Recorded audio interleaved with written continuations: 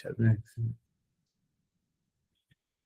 ¿Qué tal? Muy buen día, buena tarde, buena noche a todas, a todos, a todes. Mi nombre es Omar Romero y el día de hoy tengo el gusto de nueva cuenta de dialogar con Zoraida Fernández de Paraguay. Zoraida, buena tarde, ¿cómo estás? Buenas tardes, Omar. Un gusto de estar de vuelta en tu programa. Gracias, gracias por este espacio, por este diálogo y por esta apertura. En el capítulo anterior, bueno, esta metáfora en este sentido, en previas ocasiones, ya un clásico del canal, muy enriquecedor el diálogo que estoy teniendo con mediadores, mediadoras de la región. En este aspecto, Paraguay, desde luego, no es la excepción. Y vamos a tratar ahora de hacer como el lenguaje del derecho. Vamos a ponernos un poquito más acá en México, decimos con cariño y con cierto desprecio a la par, muy dialéctico, el abogañol famoso, a hablar español para abogados. En este sentido es muy interesante. Vamos a ver temas peculiares sobre grupos vulnerables. Me gustaría como el menú en este aspecto, una especie de índice. Estudios comparados, sigue siendo la misma consigna. Grupos vulnerables, incapaces, enfermos mentales, niñas, niños y adolescentes, como por ejemplo personas adultas mayores, personas con capacidades distintas o discapacidades. En este sentido se debate el eufemismo, muchos lo han visto de esta forma. Cumplimiento o incumplimiento de los convenios que se llevan a cabo en alternos por el tema de la voluntariedad, del pues no quiero y no quise y no querré jamás. En este aspecto, ¿qué pasa en esos casos con esas cosas? Me parece muy interesante en la región ver cómo se lidia con esto humano, demasiado humano, desde un punto de vista eminentemente jurídico. Tú tienes la formación en específico como abogada. Esta figura que me decías innovadora para el caso de Paraguay, el abogado colaborativo, justo este derecho colaborativo. Lo he visto yo, por ejemplo, en España, lo he visto en Argentina, incluso el 3 de febrero pasado se hacía un congreso precisamente internacional, una especie de webinar internacional en torno a esta especial figura del abogado colaborativo. O sea, un abogado que sí es abogado, porque pues, hay gente que se dedica a alternos que no necesariamente es abogado. En este aspecto es esta línea, sobre todo la interpretación, sospechosa categoría de si cualquier persona puede con una licenciatura, ¿no? El caso de México, formar parte de la facilitación, que es como se le nombra, al menos legislativo, persona facilitadora. ¿Facilitadora de qué? Bueno, de los distintos alternos, hay distintos, ya ahora vamos a ir platicando, pero ¿qué pasa, por ejemplo, con esta segunda? A mí me llama mucho la atención cuando no se cumple. Si bien se critica en el sistema jurisdiccional tradicional el cumplimiento de la sentencia, o sea, ya fuiste sentenciado, por ejemplo, vamos a pensar en una materia familiar, por ejemplo, ¿no? Ya fuiste sentenciado a lo que sea, ahora oblígame, ¿no? Como los memes, el oblígame famoso en este sentido. ¿Cómo es que se da la persecución del Estado? La mano dura, perdón, en este caso me pone más interesante con el tema de la voluntariedad, pero si quieres, Zoraida, vamos a empezar con algunas premisas. Sí, em, con respecto a obligarle a alguien a asistir en forma voluntaria a una mediación, no existe una obligatoriedad, porque la ley misma dice que para asistir a estos métodos alternativos de resolución de conflictos, lo tiene que hacer de forma espontánea y voluntaria. Si bien el sistema de mediación o métodos alternativos pueden ser usados en cualquier etapa de que se encuentre un caso ya judicializado, la persona puede pedir mediación en cualquier estado de, del caso que esté judicializado y llamar a mediación, siempre que no haya una sentencia definitiva. Una vez que hay una sentencia definitiva, ya no se puede llamar a mediación, pero antes de eso, antes de comenzar el proceso judicial o durante el proceso judicial, si no hay sentencia, puede pedir. Ahora, no existe manera de obligar a aquel eh, que, que no quiere asistir a una mediación. Se pueden hacer varios llamados, inclusive por, eh, por pedido de las partes de insistir en llegar a una mediación. Pero si no es, en Argentina, por ejemplo, ya convirtieron el hecho de llevar a mediación en una forma obligatoria. La persona no puede decir que no. Si se llama a mediación, la persona tiene que estar presente en la mediación. Eso no existe. En Paraguay, por lo menos, no existe la figura de obligar. En México, que yo sepa, tampoco no existe esa figura de obligar a la persona dentro de la ley de mediación o de sistemas alternativos. Entonces, sigue siendo voluntaria y queda realmente a merced de la persona que quiera realmente voluntariamente llegar a hacer mediación. Planteamos este escenario por precisamente diferencias y puntos en encuentro. Me decías justo en las formas que existen de alternos. Hay que recordar siempre que mediación es solamente una forma. O sea, no es Sí, así. Suele ser como genérico, ¿no? La mediación, la mediación, la mediación, la mediación, pero solo es una forma de algo más amplio. Ayer, bueno, yo veía con asombro, por ejemplo, el caso de Argentina, los MARC, incluso la forma de nombrarle es distinta. sí, MASC, por ejemplo, como en España y México es los MASC, pero no son los sí, métodos, o sea, tienen las mismas siglas, pero significa lo mismo. Es métodos en claro. México, en España es métodos adecuados en este aspecto. No sé si en Paraguay, Zoraida, MASC, MARC, ninguna de las anteriores, ¿qué significa? Ninguna directamente mediación, porque en verdad cuando se habla de conciliación, la conciliación en Paraguay, no hay un tercero imparcial. El tercero que aparece es el que dirige la conciliación. En el caso del arbitraje también tenemos un árbitro y en la mediación sí tenemos un tercero imparcial que es el mediador. Entonces se hace esa diferenciación de esos tres métodos, pero la ley, si vamos a aplicarlo, no le llamamos más. O método de resolución de conflicto se menciona, pero en verdad es uno solo el que se aplica. Porque Ya. aquí realmente en Paraguay no se aplica aún la justicia restaurativa ni existe el abogado negociador colaborativo. Si bien no existe también la figura, pero hay muchos abogados que sí colaboran, influyendo en sus clientes a llegar a un acuerdo, pero son los menos. La mayoría siempre busca el litigio porque todavía está muy fuerte esa formación litigiosa que tiene el abogado. Y para todas estas especialidades que estamos mencionando, del conciliador, del árbitro, eh, o del negociador, siempre el negociador, si bien puede ser cualquiera, pero si vamos a ponerlo en forma legal, siempre tiene que ser una figura que imponga como respeto y ahí tenemos un abogado. O sea, tiene que tener una formación, no es cualquier forma.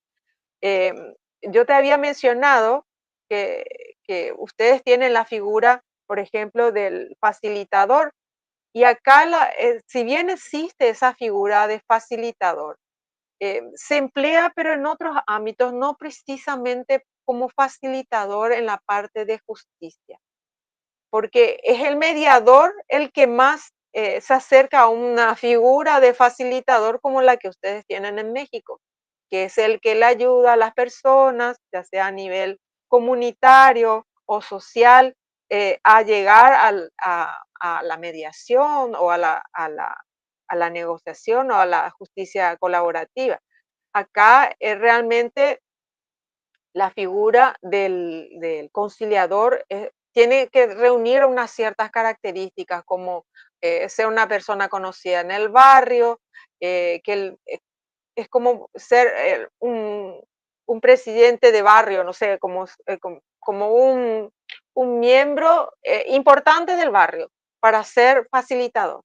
Y entonces el Poder Judicial, bueno, le da unas ciertas pautas como para que él hable en nombre de su comunidad, pero hasta ahí vamos. Esta, No, no entra más allá de eso.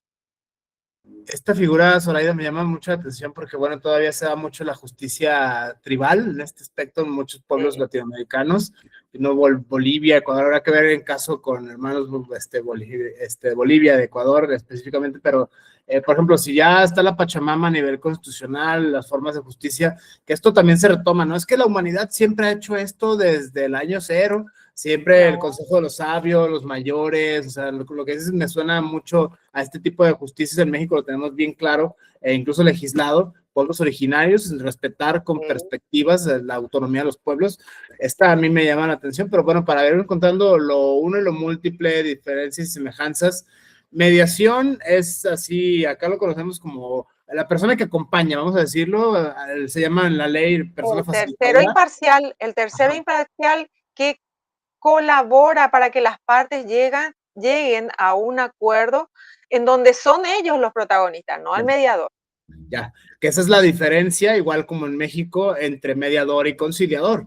El conciliador sí, oiga, ¿y qué le parece si esto? ¿Qué le parece si aquello? O sea, sí sugiere la persona, en este caso cualquier persona que se dedique a esto, vías de solución, mientras que la mediación a secas son las personas solitas, por así decirlo, dueñas de su conflicto, Así, empoderadas, acompañadas, sobre todo pensando esta irrupción, lo platicaba un poquito antes de entrar a la grabación, la irrupción de lo neuro y la irrupción de las técnicas de las sí en este sí. aspecto, pareciera que es menos legal que el juicio tradicional, no es fundamental y tal como Claro, jurisprudencia y es demás. realmente es un método mucho más simple. Por eso siempre dicen que la mediación, si bien tiene una línea que debe seguir el mediador de estructura, no es como entrar a los estados judiciales donde sí existe cierto proceso que se tiene que cumplir sí o sí. En la mediación también, ¿verdad?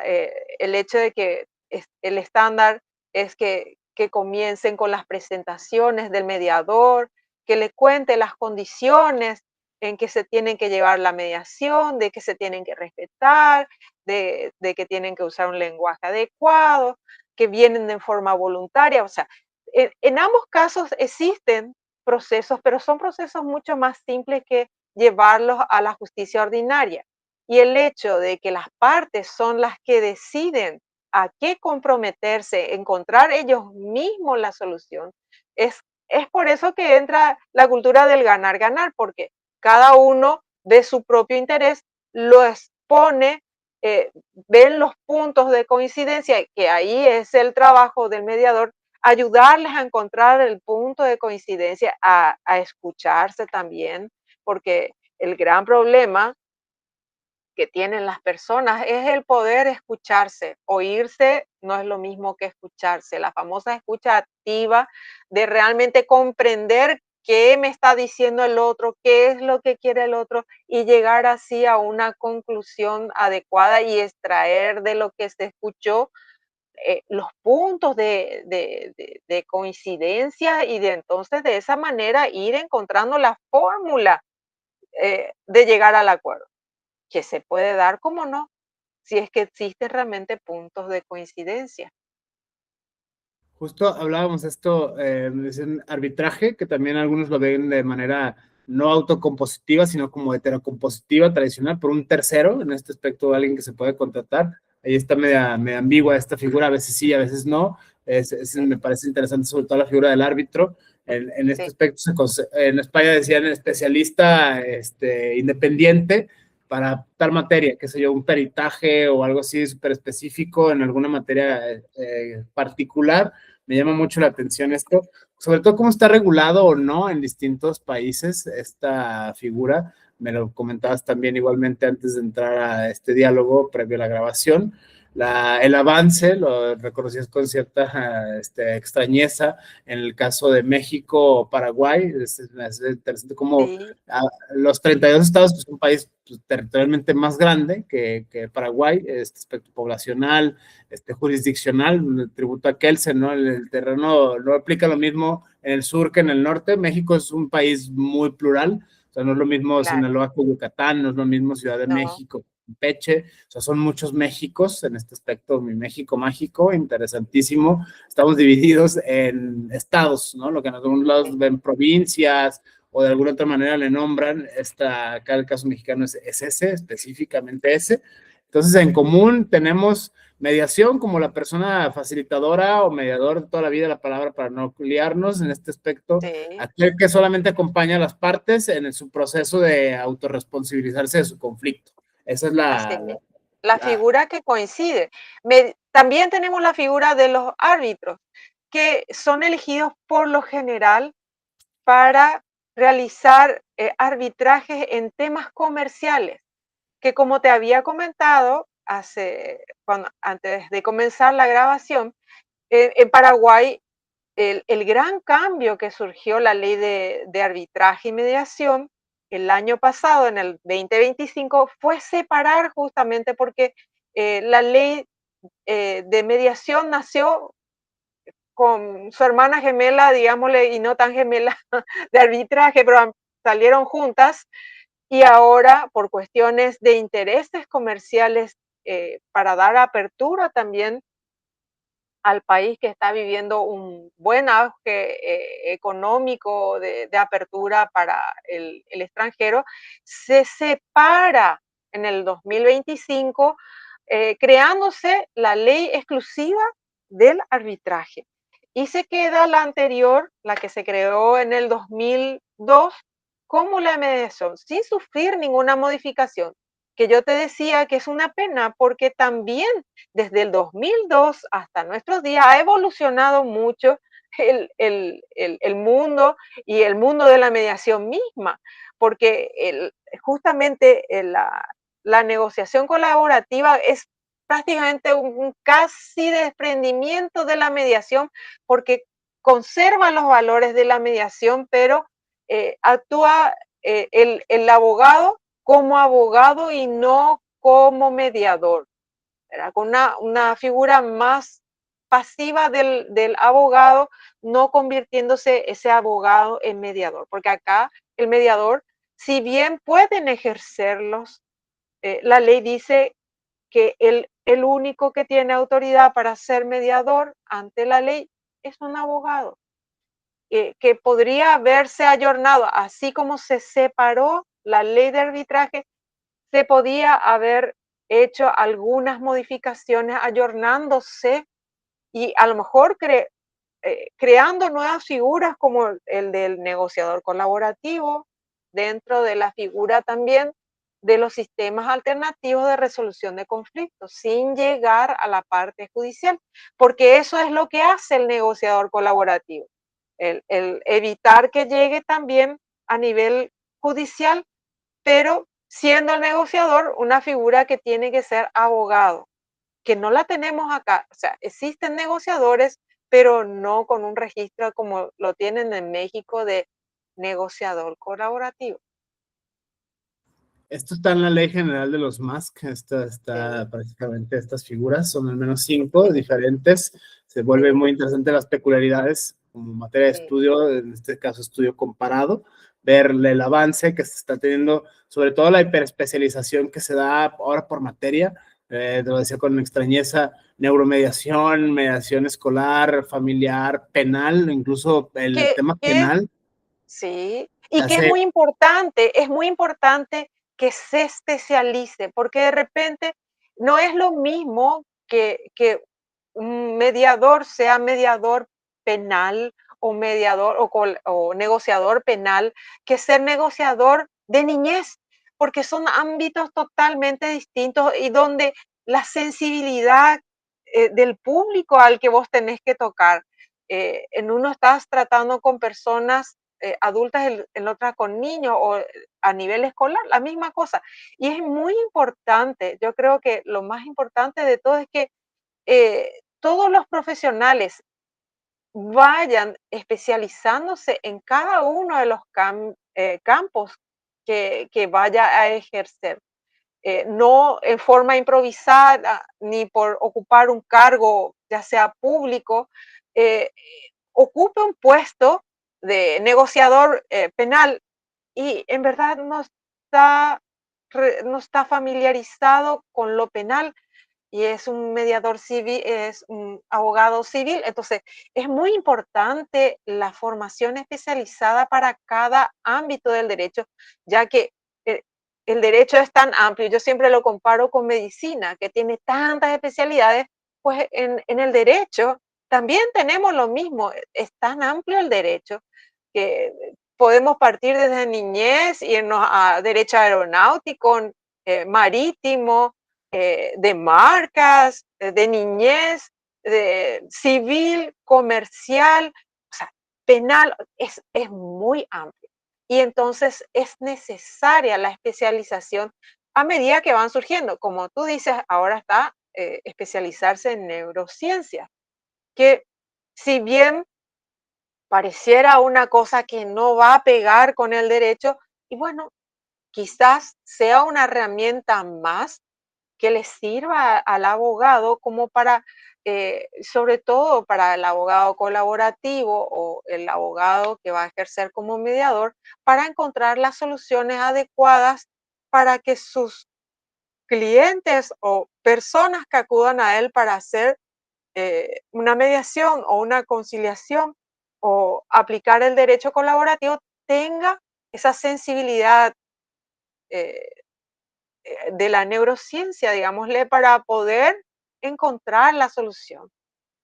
Todas las herramientas siempre son bienvenidas y más si van a aportar algo positivo y para mejorar el sistema judicial que hasta hoy en día siempre sigue congestionado por más métodos alternativos que existan, aún sigue siendo lenta, sedentaria y costosa.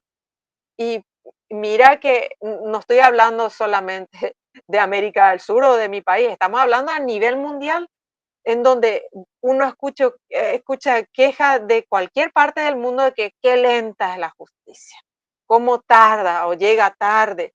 Entonces, no es una cosa de Sudamérica, de Norteamérica o de Centroamérica o de Europa o de Asia. Todos tenemos exactamente los mismos problemas, solo que la gravedad del problema según donde nos encontremos, es más grande, es más pequeña y según la cantidad de población que tenemos. Esto es interesante, Zoraida. Yo me voy a atrever a hacer un comercial de acá del Sí, Instituto Jalisciense de Justicia Alternativa. Sacaron un instrumento muy, muy singular, muy útil, creo yo, para la praxis. Espero que esto se encuentre en otras partes de la República Mexicana, en cada uno de los estados tengan algo similar. Eso habría que hacer un estudio comparado en materia de cada uno de los estados. Son 32 acá en México. Sí, es una tarea bastante interesante de hacer, bien inductiva. Sacaron una especie de manual como ya preestablecido, una especie de, ¿cómo decirlo?, de forma en la cual ya están hechos los convenios, ¿no? Como seguir una unificación conceptual, precisamente porque tenemos una ley estatal, tenemos una ley general, tenemos una ley nacional, cómo se vuelve en términos estrictamente jurídicos motivar y justificar las decisiones para que esto tenga precisamente el principio de legalidad. Es una herramienta maravillosa, creo yo, que facilita mucho la redacción de convenios, pensando en la transubstanciación que tiene esto, al menos en el sistema jurídico mexicano. No sé si en Paraguay tengan la figura más o menos similar o si tienen una distinta o cómo es que funciona en Paraguay. Sería muy interesante escucharlo. Pasa una cosa juzgada, ¿no? Categoría, sentencia ejecutoriada, tiene el mismo valor, vaya, jurídico, es el principio de legalidad aplicado a estas cuando se da la voluntariedad de las partes. Justo lo que se quiere evitar es presurizar el Poder Judicial, los gastos, las costas, sobre todo en terreno no solamente material, sino humano y psicológico. Por eso es que entran en escena personas provenientes de las ciencias. Sí, en este aspecto es no solo el acompañamiento más humano, que es una de las virtudes que las cuales se dan en todos estos, como quiera que se les llame, Mark, métodos adecuados, métodos alternos, como sea que sea el nombre. Creo que la intención es la misma. Algunos lo ven incluso con cultura de paz, algunos lo ven incluso como derecho humano, un derecho humano al debido proceso, un derecho humano al acceso a la justicia. De ahí se puede interpretar, como me decía hace rato, el específico caso de la ley de Paraguay, se interpreta, se sobreinterpreta o se extiende el abanico de interpretación, justo este arte que se da de la hermenéutica jurídica. ¿Cómo es que, por ejemplo, se garantiza que se cumpla? O sea, la crítica que hay fuerte en todo el mundo, yo lo he encontrado al menos aquí en sí, México, es, sí, ya redactaste el documento, ya está unificado, en el caso del instrumento de lija, por ejemplo, de acá de Jalisco, que ya está unificado el criterio, ya es como el machote, vaya, este molde, no me gusta usar esa palabra, no en ese aspecto tiene connotaciones de otra índole, pero prácticamente el molde, ya está la calca, ya está como para precisamente evitar a las personas facilitadoras este tema de la justificación y la fundamentación jurídica famosa, de acuerdo con el artículo tal, fracción segunda, numeral primero, inciso alfa. Es esta, digamos, evitar ¿cómo se decirlo? Que se haga difuso, unificarlo, vaya. O sea, en este aspecto, si ustedes tienen algo similar o si de ronco pecho se empieza a redactar el convenio de acuerdo con la voluntariedad de las partes. Eso me llama mucho la atención en Bueno, el capítulo. realmente el convenio acá, si vamos a hacer a nivel de mediación, no se mencionan artículos de leyes en especial. Se redacta que comenzando poniendo la fecha, el lugar, las personas que acuden con cada una de su documentación y si han llegado a un acuerdo, se describe cuáles son las cosas o los puntos a los que del acuerdo a que han llegado cada una de las partes. Entonces se describe fulano de tal, dice que está de acuerdo con estos y estos puntos, el otro, la otra persona también eh, dice que se compromete a cumplir esto, esto y aquello. O sea, se detalla como si fuera realmente un detalle, se labra un acta que si bien es un acto formal, pero sin formalidades de mencionar artículos de ley, ni el compromiso es de palabra, es como yo te doy mi palabra de que voy a cumplir y lo pongo en papel y lo firmo. Y lo firma cada una de las partes, el mediador, el abogado que acompaña a las partes, y con ese papel se va uno al juzgado, el mediador va al juzgado, lo homologa y una vez homologado, sirve como instrumento de prueba si es que no se cumple el acuerdo. Eh, Puede ser que no se cumpla y la persona insista en hacer otra mediación por si eh, la persona quiera cumplir la voluntad que había firmado, pero que incumplió, o le sirve de instrumento de prueba de que hizo todo lo posible, pero que no se cumplió. Es la única forma que tiene la persona de decir, bueno, para eso me sirve el acuerdo. Si no cumple, como un instrumento de prueba. En este caso, Zoraida, me llama a mí la atención especialmente cuando son grupos prioritarios, niñas, niños y Sí. adolescentes, personas adultos mayores, lo que la ley ha clasificado en nuestra enclave mexicana como incapaces legalmente, es decir, aquellas personas que padecen sus facultades mentales, que prácticamente tienen alguna condición ontológica distinta que las hace estar por lo regular inimputables en la ley penal o por lo regular irresponsables en materia civil o familiar, en aspecto. ¿Cómo se lidia con esto en el ámbito del, digamos, esto es un tema como de derechos humanos, de carácter procesal? ¿Cómo es que aplica en temas de la mediación, que es como lo conocen en Paraguay de manera genérica? Si saben estos famosos ajustes razonables, sobre todo el tema de edad, de discapacidad y menores de edad, que son los que me parecen más interesantes, sobre todo si Mira, se puede extender a diversidad sexual y demás, pero creo que son prioritarias esto por las cantidades ontológicas de las personas. sí, la verdad que en tema de mediación se puede llevar a mediación temas como estos, que como tú dices, la incapacidad, por ejemplo, para conseguir un tratamiento o obligarle a una de las partes a que cumpla, que el niño lleve un tratamiento médico, ya sea por incapacidad, pero por lo general, cuando ocurren hechos como eso, se hace más bien una conciliación ante un juez, no una mediación, porque es el juez el que redacta una nota en donde obliga, por ejemplo, una persona que no tiene recursos y necesita eh, ponerlo a su niño en terapia intensiva y no tiene el lugar donde llevarlo, entonces acuden a un juez de, de, de familia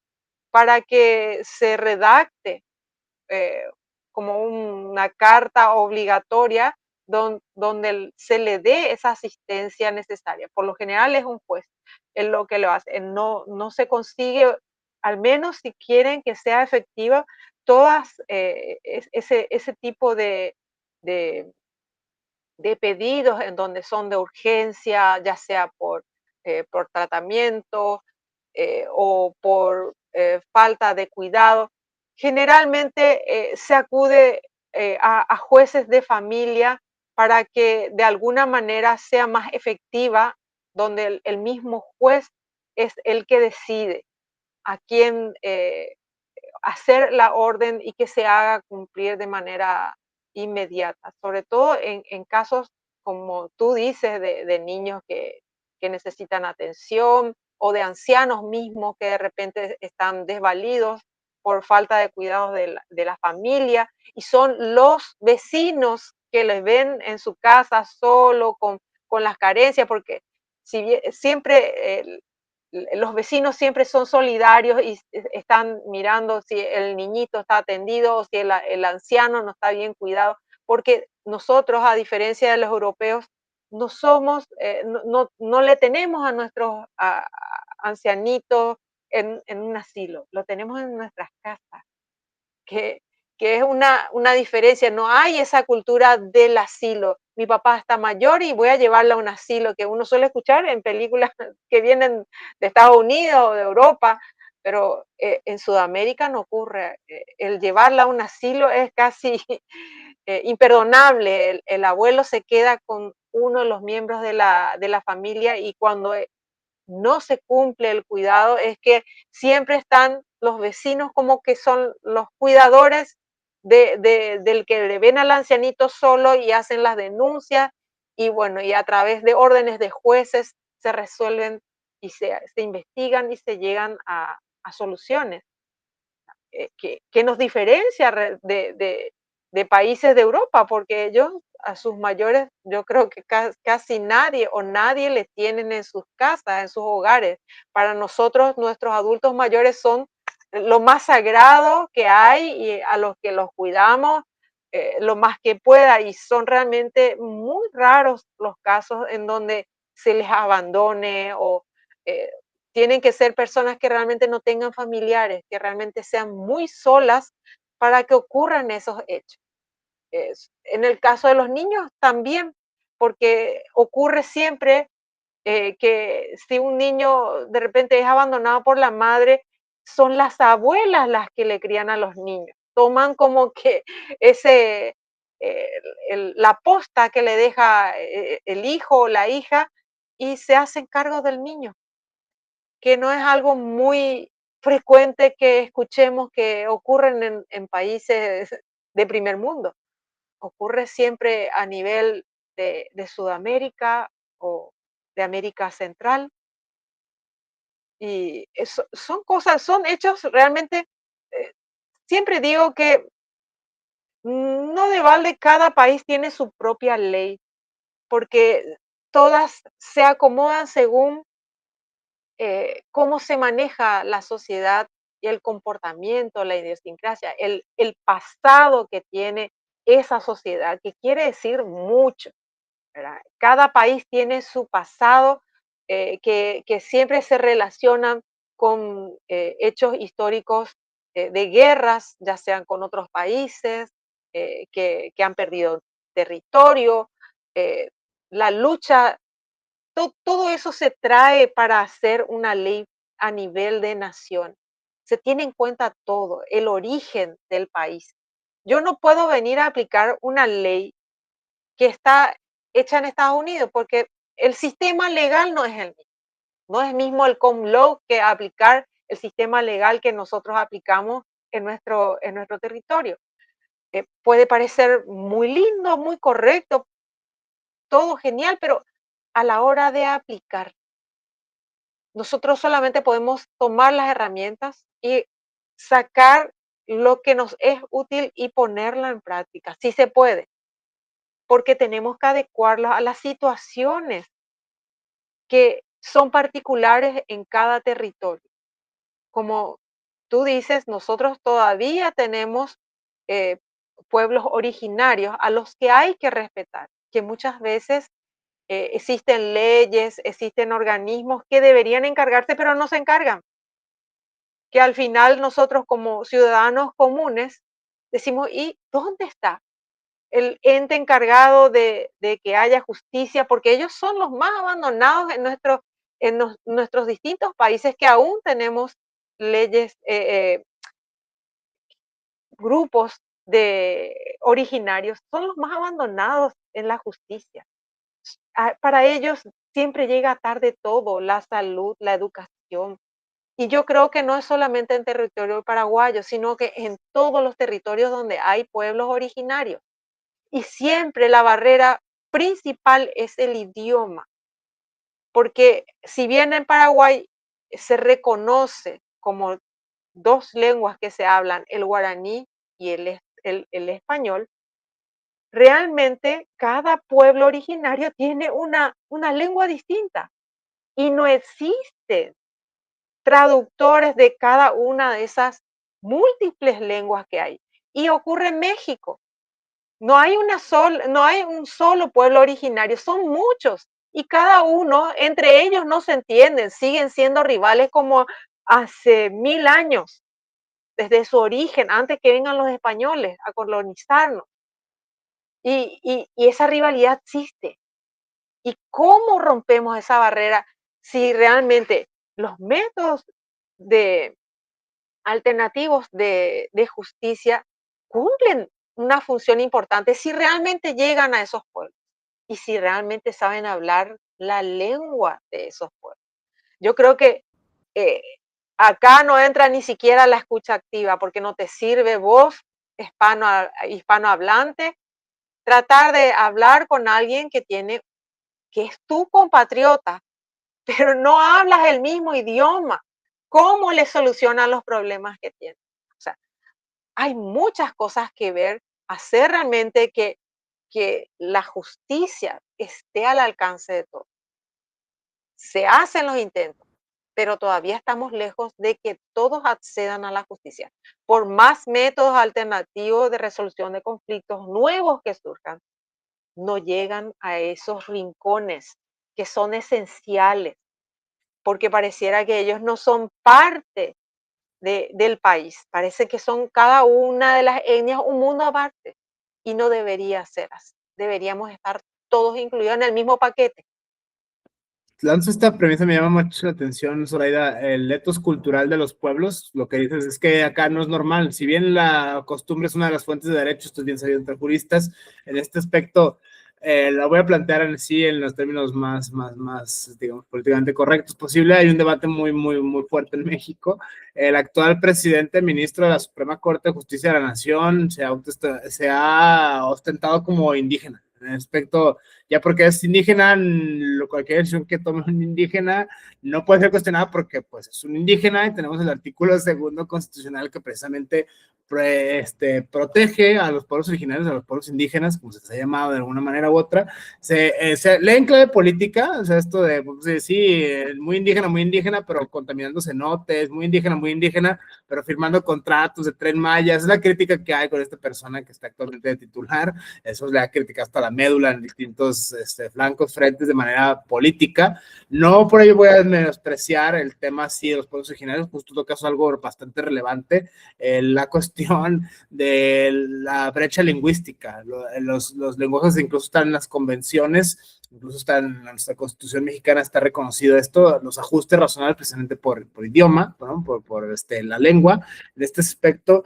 Otra que me llama la atención de la pluralidad que existe, leí hace poquito, acá en México tenemos un estado en particular, los 32, el estado de Chiapas se ha caracterizado precisamente por conflictos en culturas. Leía algo muy interesante, una de las formas de mediación, un subtipo de mediación familiar, penal, mediación intercultural.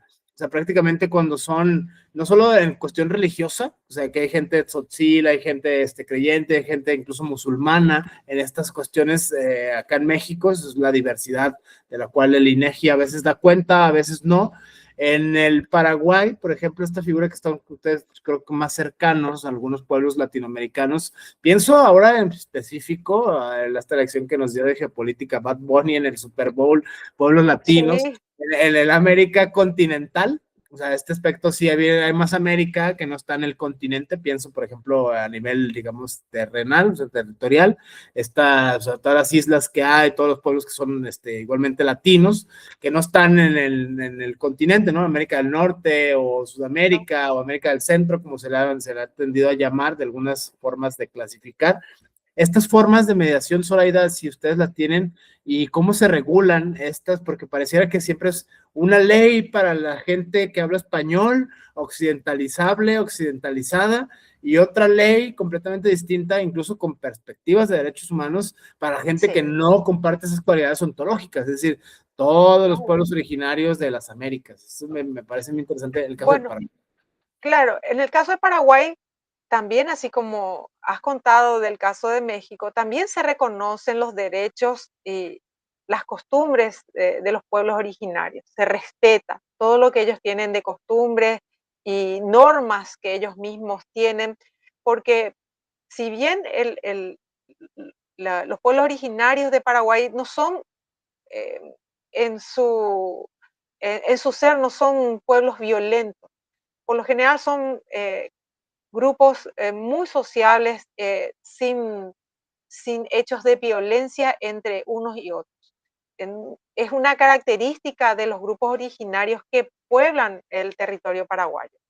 Em, Realmente se ha intentado a nivel judicial, ellos han ido a los donde están sus grupos sociales, a los que han podido llegar, han tratado de formar facilitadores, por decir de alguna manera, para que eh, se haga esta cuestión de llevar los métodos alternativos de justicia a esos pueblos originarios. Ahora, ¿en qué porcentaje hay resultados? Eh, Hasta que no se publiquen, no lo sabremos, ¿verdad? Como yo te digo, en las páginas del Poder Judicial, ellos ponen unas estadísticas muy generales. No se hace o sea, se dice tantos asuntos penales, de niñez, de qué sé yo, a nivel comunitario, pero realmente a nivel de pueblos originarios pareciera como que hay un vacío. Y no debería, porque justamente este tipo de método sería lo más fácil para ellos para llegar a una solución.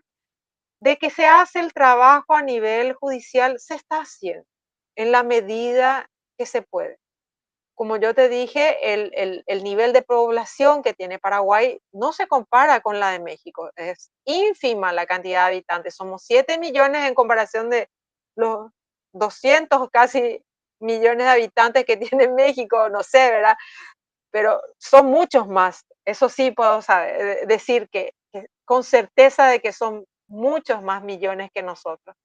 Y que realmente nosotros, a pesar de no ser tantos habitantes, eh, tenemos aún el problema de que la justicia llegue a todos lados y sobre todo a estos pueblos originarios que están muy abandonados todavía, ya sea porque se siguen estando en los rincones del país y los que están cerca igual, y las instituciones que deberían hacerse cargo de repente no están cumpliendo con la función que las cuales se comprometieron a cumplir, tanto en todo, no solamente de justicia, hacer llegar la salud, los medios básicos de subsistencia, agua, que uno diría agua, sí, agua, tener acceso al agua, a la luz, que uno diría, bueno, estamos en pleno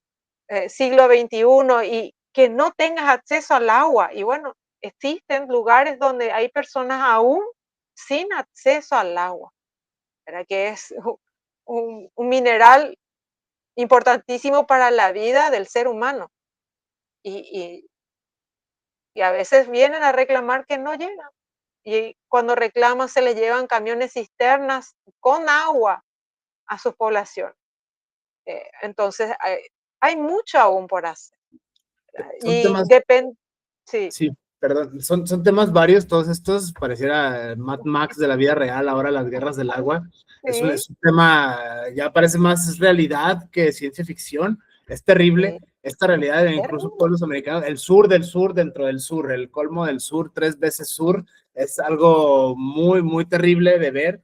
Pero como, por ejemplo, Zoraida, me llaman la atención estas como peculiaridades. Se puede rescindir, por ejemplo, hay causales en Paraguay el tema de violencia, el tema de, por ejemplo, pienso acá en México, son causales de la rescisión, de la certificación, violencia de las partes, ¿no? De repente perder la cordura, perder la calma, el tema de estar en el padrón de deudores alimenticios, estar, por ejemplo, con antecedentes penales, algo muy interesante, cómo se puede llegar a perder o no la certificación, sobre todo la responsabilidad de las personas facilitadoras, si bien se habla en operadores, funcionarios públicos, operadores jurídicos, las responsabilidades penales, civiles o administrativas, si uno, por ejemplo, como en potencia o en acto, se llegara a dedicar a esto en los países, pensando sobre todo en una especie de un sueño latinoamericano, una especie de unificación iberoamericana de esto, porque pareciera que hay prohibiciones incluso territoriales. Yo no me puedo ir Sí, a Paraguay a mediar, por ejemplo, ¿no? En este aspecto no. ni tú ni para acá. Se entiende a la luz de los contextos de las naciones, lo mencionabas hace rato, pero sí me llama mucho la atención esta como tendencia legislativa, ya que, ¿cómo lo ves tú como abogada? Un trabajo para la Suprema Corte Nacional, en este caso, inciso A, un trabajo para el legislador, un trabajo para incluso la Corte, mismísima Corte Interamericana, en este aspecto. ¿Cómo ves tú estos sueños, digamos, latinoamericanos de Y, unificar el lenguaje, los procesos, las formas, la ética discursiva? ¿Cómo lo ves tú desde el caso de Paraguay, Zoraida? y la verdad que es un tema muy apasionante el que existan leyes que ayuden a resolver, o sea, leyes comunes que podamos tener. Yo creo que una salvedad lo hacen los convenios internacionales, donde justamente, y aplicando el derecho internacional como, como nexo con otros países, siempre está el derecho internacional. Y por lo general se usa más no la mediación, sino el arbitraje como herramienta para ese derecho internacional. Eh, yo creo que hoy en día se escucha más el hecho de que eh, un país va a mediar con otro, pero la herramienta esencial que se usa a nivel internacional es el arbitraje. Eh, es un árbitro el que decide y ahí el que decide quién gana, quién pierde, porque en un arbitraje hay ganadores y perdedores, cosa que justamente con la mediación o con otro tipo de método de resolución de conflictos, siempre se trata de encontrar la forma de que ambas partes ganen de alguna manera. Y realmente se tendría que trabajar en, no sé, en modificar, eh, ayornar las leyes, y para eso tendrían que ser juristas, y no cualquiera, sino realmente personas especializadas en construir leyes, porque no es lo mismo ser un jurista que tiene que decidir por algo, tiene que tener realmente un conocimiento, una formación. La formación es esencial, no importa el rol que le toque al abogado, sea juez, sea un investigador. Sin una formación no puede llegarse a construir buenas leyes que realmente sirvan, porque hay muchas leyes que están, pero en la práctica no se ven, es como si no existieran. O existen leyes, pero que de repente no existen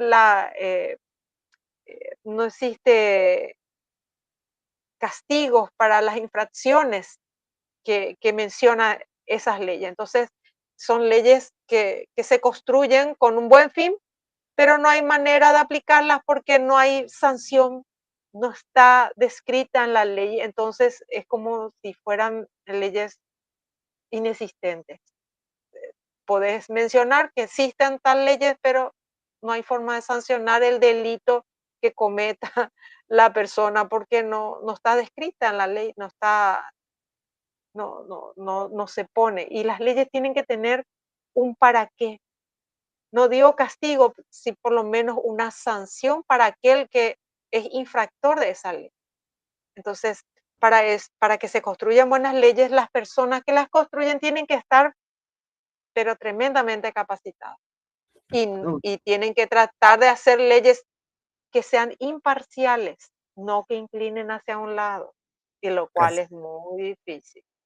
casi utopía de Tomás Moro, la República de Platón, el juez Hércules, el rey filósofo.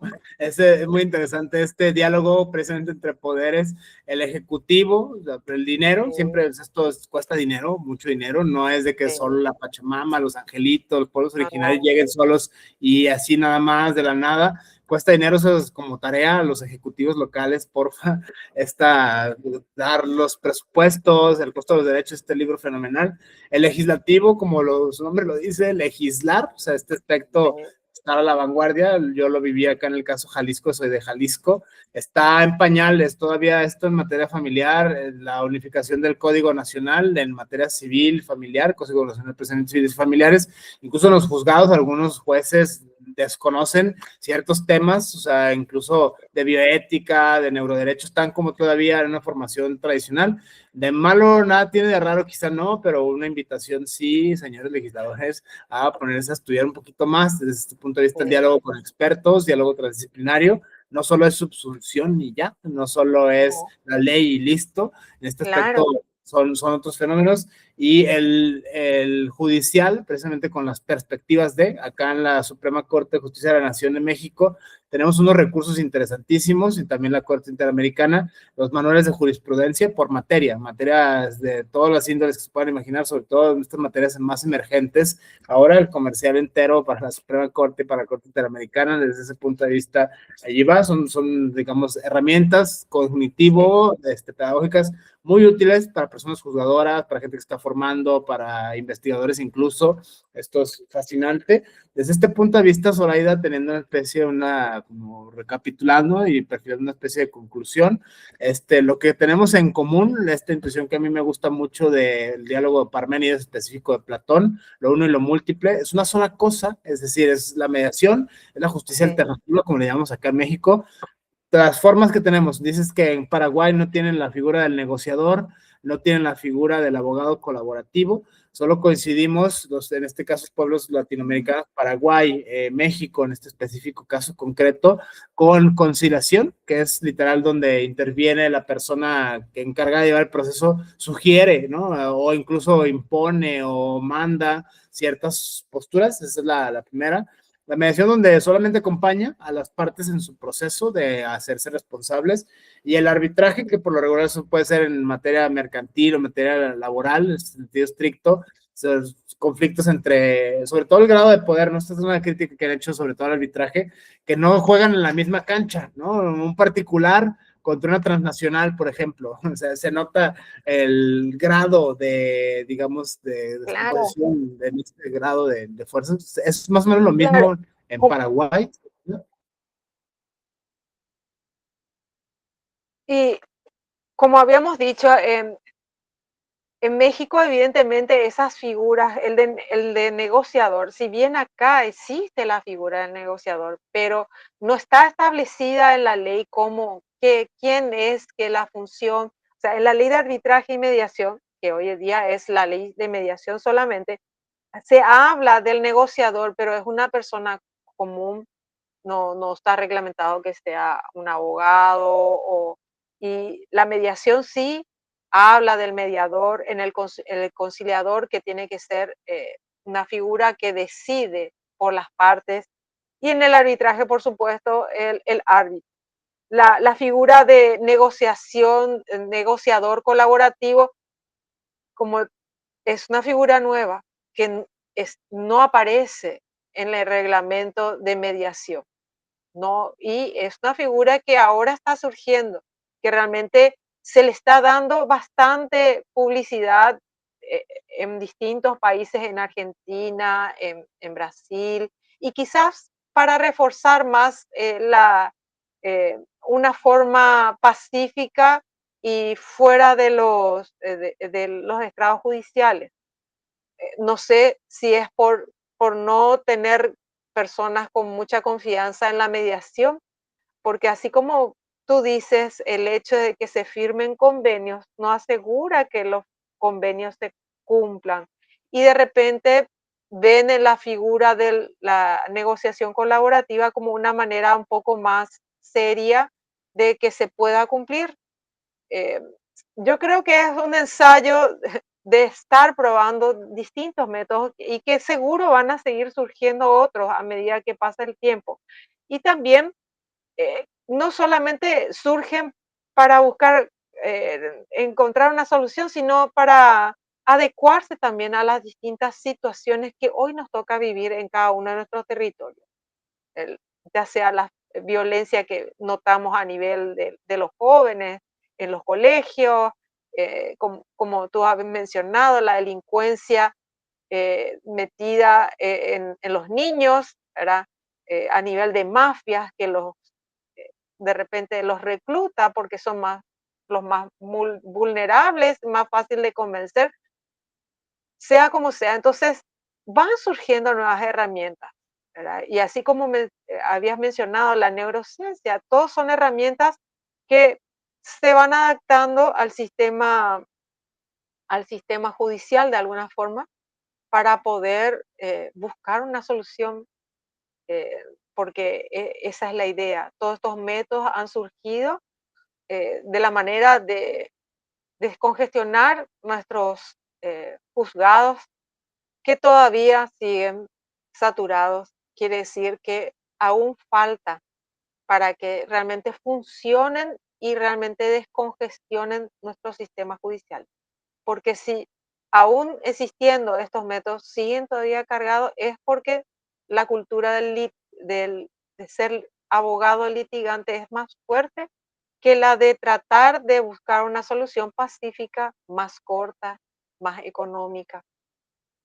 Se piensa más en el lucro que realmente de concluir en forma más rápida, más simple, menos dolorosa, porque acá cuando el problema se alarga, entran muchos factores que cumplir, digámosle, la parte psicológica, emocional, económica, todo. Entonces, que ese es el requisito, ese es el, la cualidad que tiene estos métodos alternativos, el tratar de que sea todo más corto, más sencillo, menos traumático y encima poder tener durante esas sesiones acompañamiento de psicólogos, ¿verdad? Que de alguna forma acompañen esa incomodidad, y se haga menos denso los conflictos que se van dando. Entonces, hay mucho que hacer, hay mucho que hacer. Los convenios son muy útiles y de hecho muchos convenios incluyen a la mediación. Nosotros tenemos el convenio del Mercosur en donde incluye a la mediación en su capítulo para resolver problemas y diferencias entre los países miembros, que es muy interesante porque eh, quizás no todos los convenios internacionales firmados entre varios países contemplen la mediación. Y la firma del Mercosur sí contempla justamente la mediación como uno de los métodos para resolver el conflicto entre los países miembros del Mercosur. Es muy interesante. Fascinante esta similitud, pese a lo múltiple de nuestros pueblos latinoamericanos a nivel constitucional, a nivel ético-cultural, incluso en algunos casos hasta lingüístico, el caso de Brasil o de algunos de estos países que no necesariamente hablan español, diferencias. Lo uno, pese a lo múltiple, me atrevería yo con este cerraría, en este sentido es el nuevo paradigma de impartición de justicia, la despresurización paulatina y progresiva de los poderes judiciales. En México lo tenemos acrecentado ahora con el populismo que estamos viviendo. Las instituciones de justicia están cooptadas por el Poder Ejecutivo. No sé si el caso de Paraguay sea más o menos similar, pero al menos en México es más que evidente esto de la Corte del Pueblo y las instituciones. Es puro discurso populista. O sea, lo que estamos Y viviendo sí, es la un verdad que cooptar. yo creo que en ese sentido todos nuestros países latinoamericanos realmente decir que los poderes están separados porque son divisiones de poderes, hay veces que uno se queda pensando, ¿existen realmente la separación de poderes? ¿Verdad? Porque lo que vemos o lo que palpamos de repente no nos garantizan realmente la justicia es realmente efectiva o funciona en contra de los propios ciudadanos. hay mucho que mejorar. Realmente el hecho de que estemos hablando desde un extremo a otro del continente eh, es bueno porque vemos que no por estar lejos tengamos problemas distintos. Lastimosamente nos toca vivir cosas similares, quizás en menor grado, pero similares.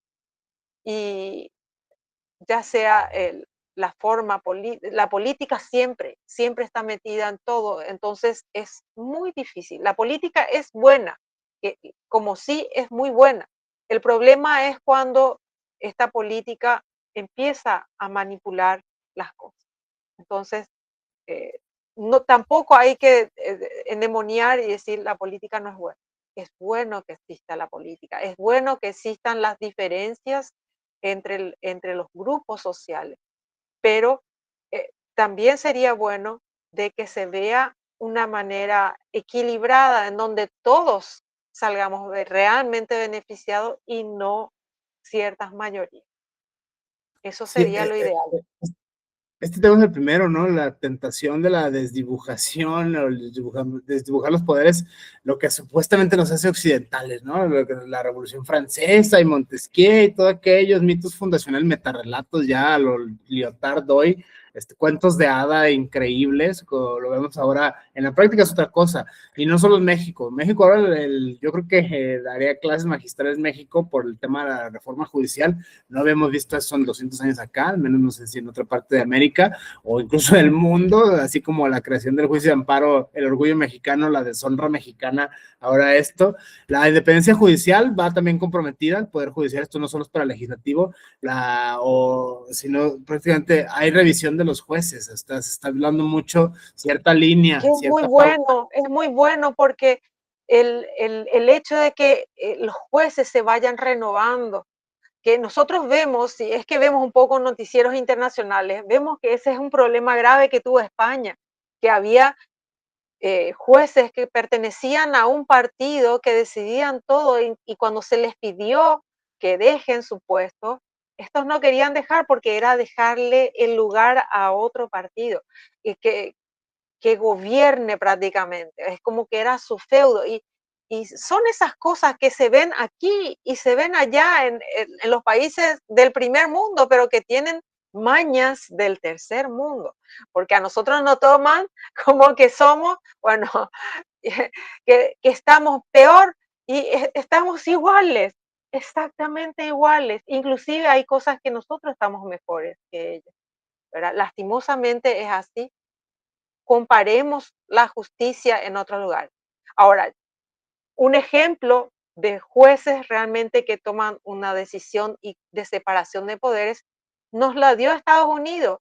Cuando estos jueces se separaron, dijeron, oh no, acá esto le corresponde a un juez, no al presidente, y estos aranceles tienen que tomar esta rienda. Ahí vos ves la separación de poderes, donde jueces se alinean para el bien común de la ciudadanía o para el bienestar del país.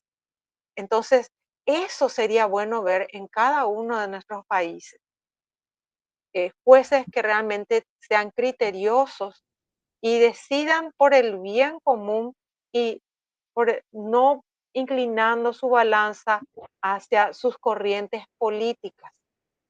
Que está bien que sean eh, muy fanáticos de su corriente política, pero sería bueno, ya que están en un puesto público, que la balanza sea equilibrada para todos.